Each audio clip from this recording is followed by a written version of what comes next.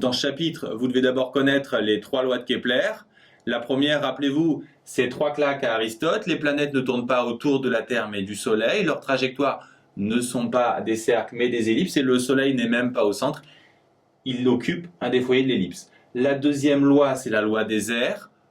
Pour une même durée, l'air balayé par une planète est constante. Et la conséquence que vous devez connaître, c'est que quand une planète est proche du Soleil, elle va plus vite. Enfin, la troisième loi de Kepler, qu'on va démontrer et qu'on va utiliser pour étudier les satellites géostationnaires. La deuxième partie du cours est la plus technique, c'est la démonstration de la troisième loi de Kepler dans le cas circulaire.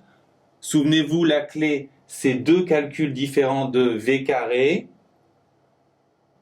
Le premier calcul repose sur un bilan sur un tour.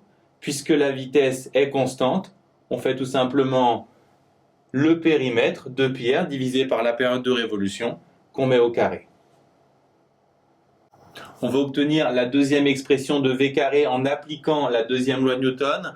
La subtilité ici, c'est qu'on va travailler dans un repère de Freinet où il faut connaître accélération tangentielle et accélération normale. La force mise en jeu sera la force gravitationnelle et au final, vous devez trouver une deuxième expression de V carré, puis en les croisant, retrouver la troisième loi de Kepler.